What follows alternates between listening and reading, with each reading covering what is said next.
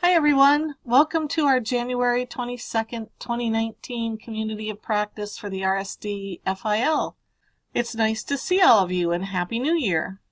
Before we get started, I don't know how many of you had a chance to take a look at the January 4th posting, but there was some content that helped put today's talk into context. So I have about a 10-minute video that talked to you about the context of the class that I was referring to, impacts of technology on education. I also posted a couple of things that were instrumental in getting me to think a bit differently about my class. One of them was Kayla Delzer's TED Talk, Reimagining Classrooms. Another one was Stevenson's article on student autonomy and learning. So those are posted in the content for you if you care to look at them, and provides a bit of context for you. If you haven't had time to take a look at those items, it talks about my Impacts of Technology on Learning course, and I've spent about 4 years tweaking it. I have a pretty good handle on how to incorporate the RSD with the class. And the general education objectives are to get students to think creatively, analyze critically, synthesize clearly, and apply effective reading, writing, and listening skills. Those are some really lofty goals, and I'm happy with the way the content is laid out in the course. But what I'm not happy with is the students' attitude that everything I need to learn, I can learn on my cell phone, or I'm just jumping through hoops. So as we take a look at this, and I set the stage for our upcoming assignments and this presentation, I wanted to share with you kind of an aha moment that I made, which was that I have these major units: the nature of technology, tools and devices to enhance learning, issues of technology, trends, and the major research project. And I can see how all of these are connected. And one of the things I ask students to do is think about the future. And an example I give them in the class is that the future is already here. And I talk about Star Trek and the Borg. A lot of my students don't know about the Borg and Star Trek, so I need to give them a bit of background. I play a video for them where the Borg Queen is putting implants in a captain of the starship, and it shows eye implants, hearing implants, some artificial limbs and such. And I'm sitting here looking at these connections, looking at this going, we already are Borg. We have cochlear implants, we have optical implants, they're starting to 3D print organs, we have robots that can see emotions, we have robots that are starting to give talks at conferences. They're starting to look into a Bill of Rights for robots. So my statement that I give to students is that, the future's here, and I can see all of these connections and relationships to the trends and issues. The students can't. And so my wish is that if only the students would be willing to engage in a scholarly conversation instead of just jumping through hoops, that this learning and teaching enterprise would be more enjoyable for everyone. It would be more enjoyable for the students because they would find meaning in the work that I'm assigning, and I would be happy to have them see connections, to have them actually think about how all of the ideas I'm presenting in the lessons are related. And I came to the realization that the more and more I wanted students to see directions and connections, the more and more directions I was giving them, and I was taking away their ability to make the connections for themselves, to think critically. So I'm going to walk you through what I did with my students this past semester, and then you can ask questions or think about questions you might have at the end. The first thing I did is, as a pretest, I gave students this learning growth survey. I explained to them that learning And growing and learning meant that you had learned new skills, changed attitudes, or changed the way you behaved over time. And I asked them to talk about how they had demonstrated learning growth in like the past 6 months, the past semester or so, or the past year, and to rank themselves as proficient or not proficient, someplace along that scale. So I asked them to do that.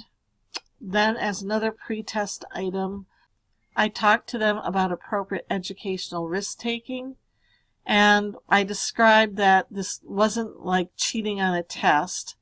That's not appropriate risk-taking. I was talking to them about how they would use technology or take an educational risk in some way to learn something new, something out of their comfort zone, and to reflect on where they had been in the past 6 months or a year, and to give me some examples of educational risks.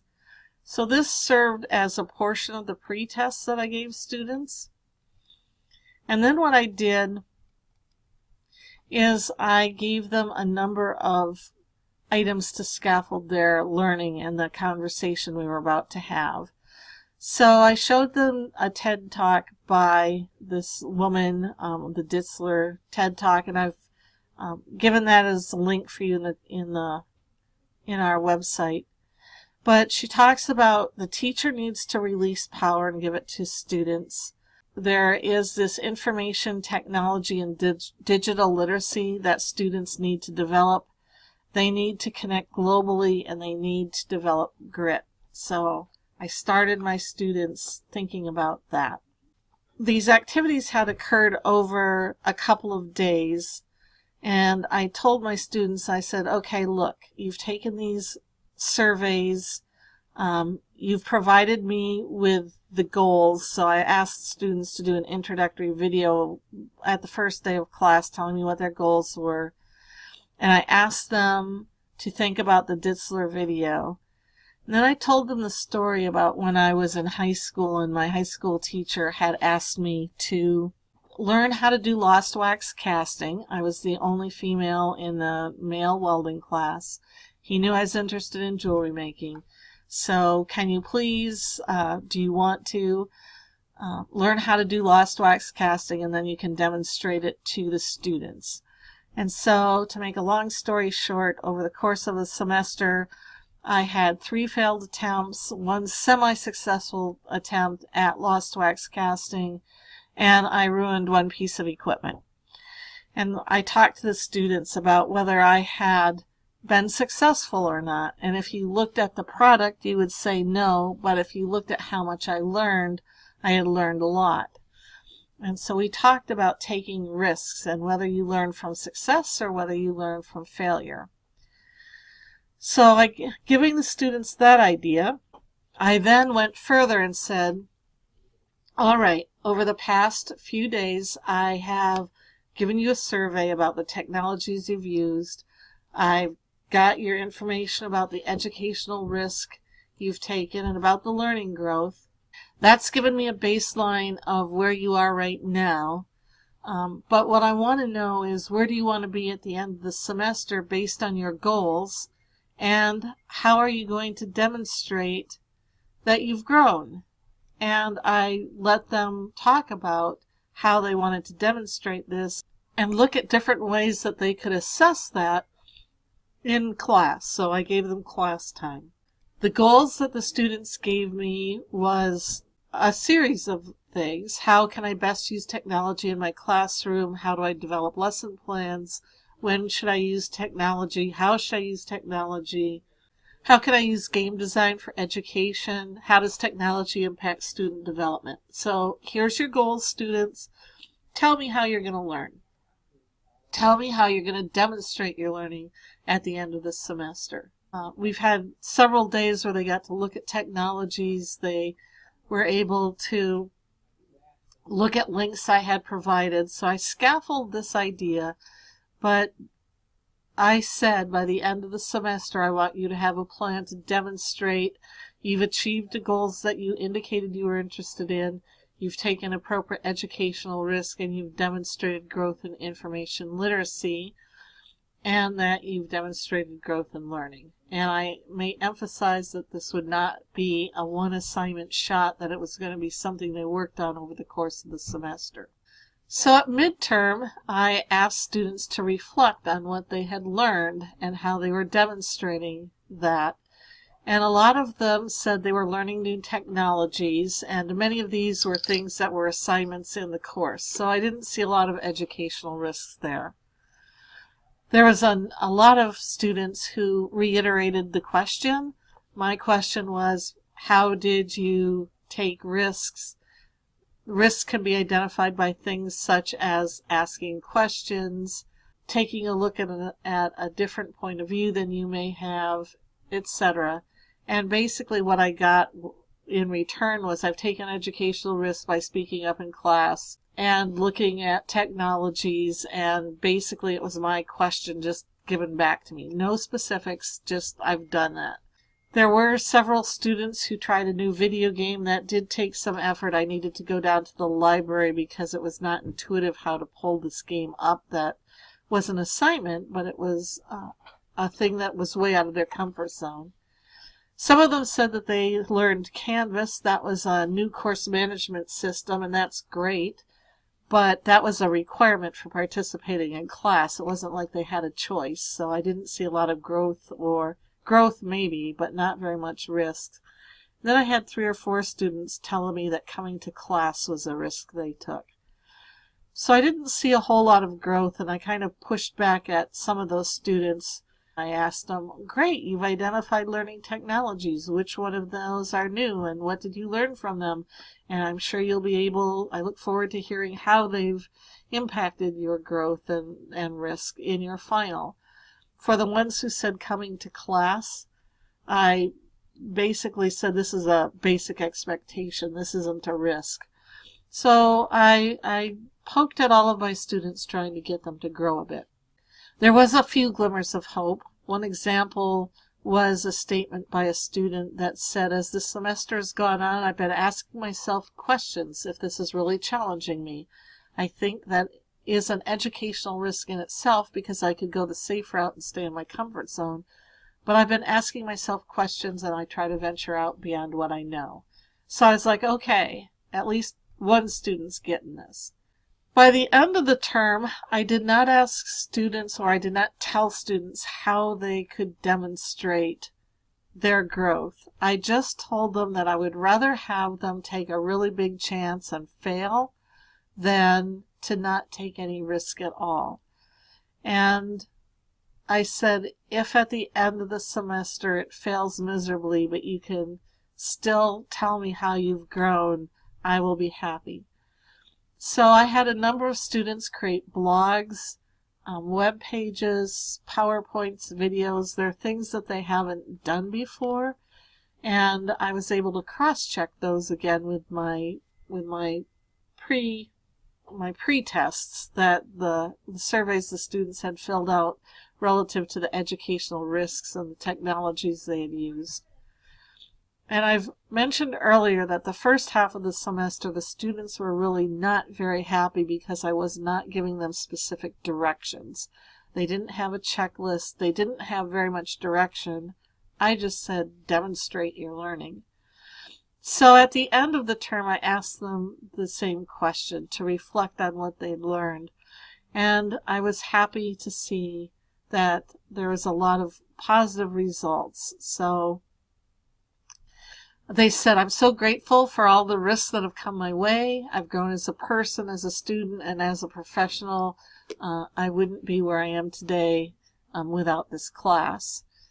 The class has taught me so much and has allowed me to push myself and explore new opportunities. That was indicative. These are indicative of a majority of the posts I received. So one of them, when I asked students to align what they had done with the framework for information literacy, mentioned that scholarship was a conversation, and they've learned that all of the information that's out there are just something that people have contributed to the topic, and that they recognize that they have contributed to a piece of knowledge when they write and say things. So I was happy to see that.